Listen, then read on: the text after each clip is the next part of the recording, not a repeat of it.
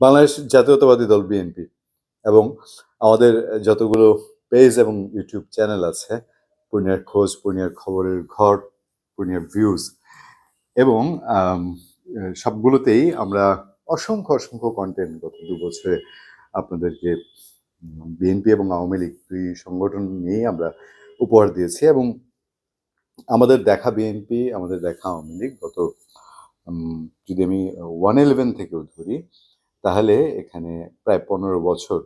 সেই 15 বছরে এই সংগঠনগুলো আসলে অনেক সময় বলে যে এই সংগঠনগুলো আল্লাহই চালায়, এই সংগঠনগুলোকে আসলে তারা নিজেরা চালায় কিনা।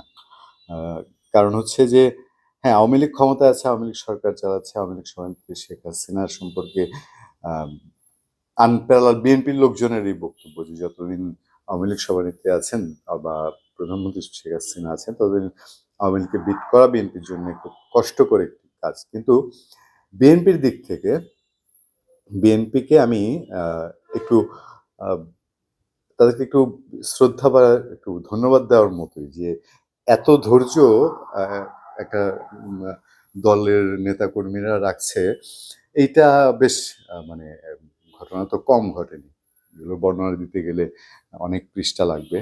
আমার মনে হয় যে আর্কাইভ থেকে পত্রপত্রিকা দেখে নিলে আপনারা সেগুলো ভালো বুঝবেন যে সেই কত কত ঘটনা, অসংখ্য ঘটনা 2008-এর পর থেকে বা 111-এর পর থেকেই অসংখ্য ঘটনা এবং পর্যায়ক্রমে চলেই গেছে। এই সিগন্যাল সবশেষ 2024-এর 7 জানুয়ারির নির্বাচন পর্যন্ত বা গত 28 অক্টোবরের ঘটনা বা তার আগের যে ঘটনা বলি, সেই সব ক্ষেত্রে বিএনপির নেতাকর্মীরা যেসব জায়গায় যে অবস্থাতে কাটিয়েছেন এবং তারা বলেন যে তারা কেউ ধান খেতে, কেউ বনে জঙ্গলে কাটিয়েছেন, এই অবস্থার মধ্যে দিয়ে এবং মামলার যে হিসাব, সেসবের মধ্যে দিয়ে এই সংগঠনটা এখন যে চলছে, সেটা এই নেতাকর্মী এবং সবসময় বলি যে এখানে বিএনপির যারা সিনিয়র নেতৃবৃন্দ, নীতি নির্ধারক, তাদের জানা ভূমিকা তার চেয়ে বেশি ভূমিকা হচ্ছে বিএনপির তৃণমূল নেতা কর্মীদের। এবং আপনারা লক্ষ্য করে দেখবেন যে গত ইলেকশনের পরেও এই যে আরো বাদবাকি উপজেলা নির্বাচন বা গেল, হাতে গোনা 200-র মতন বোধহয় বিএনপি নেতা কর্মীকে বহিষ্কার করা হয়েছে, পাশ করেছেন 2 জন। তার মানে তারা এখনো তাদের ওই জায়গাটা মেনটেন করে যাচ্ছে। কেন এতগুলো কথা বললাম এই কারণে যে সাংগঠনিক দিক থেকে বিএনপি যে দুর্বল হয়ে গেছে সেটা বিএনপি নেতারাও স্বীকার করেন। সাংগঠনিক দিক থেকে, নট দ্যাট যে এটা তাদের কর্মী সমর্থকদের সাপোর্টের দিক থেকে, তা না। সাংগঠনিক দিক থেকে দুর্বল হওয়ার সবচেয়ে বড় উদাহরণ হলো বিএনপি স্থায়ী কমিটি নড়বড়ে অবস্থা। মাঝে তো বেশ ভালো গুঞ্জন উঠেছিল যে স্থায়ী কমিটিতে সাফল্য হচ্ছে, চেঞ্জ হচ্ছে। এখন জোরালো গুঞ্জন হচ্ছে বিএনপির মহাসচিব পরিবর্তন হচ্ছে। এখন মহাসচিব পরিবর্তন হওয়াটা এটা একটা প্রক্রিয়া ইস্যু, অন্তত এই বড় দলগুলোর জন্য, আওয়ামী লীগ এবং বিএনপির জন্য এটা একটা বড় ধরনের প্রক্রিয়া এবং বড় ধরনের আয়োজন এবং বড় ধরনের তাদের নেতাকর্মীদেরকে উজ্জীবিত করার একটা উপলক্ষ।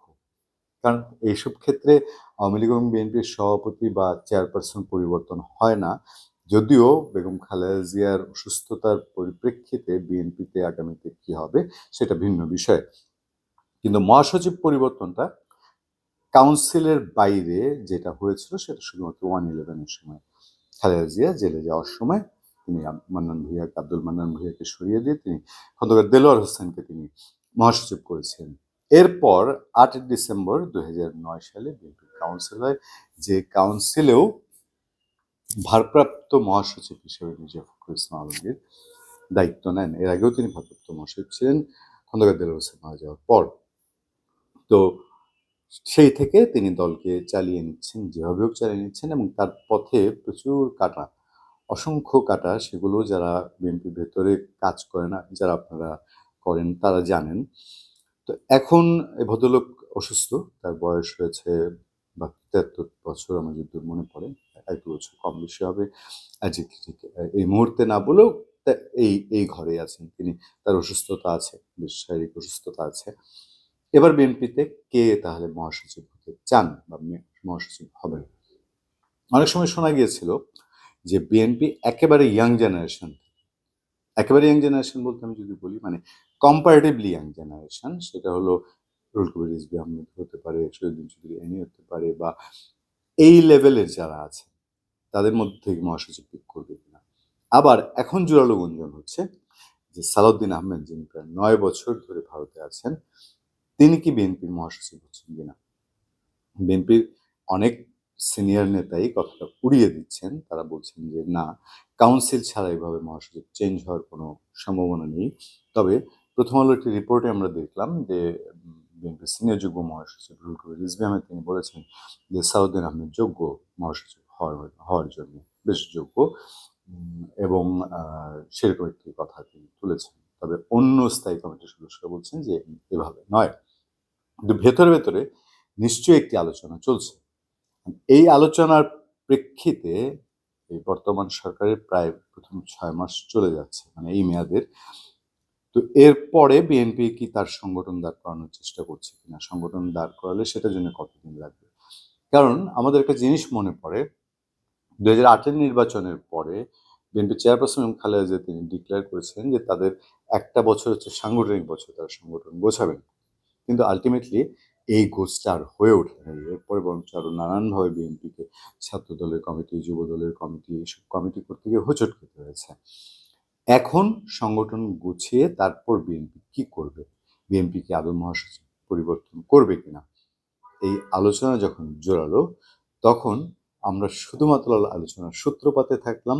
আমাদের পরবর্তী কন্টেন্টে নিশ্চয়ই এর থেকে আরো বিস্তারিত আপনাদের সামনে তুলে ধরবো। ধন্যবাদ সবাইকে, ভালো থাকবেন, সুস্থ থাকবেন, আবার দেখা হবে, আবার কথা হবে।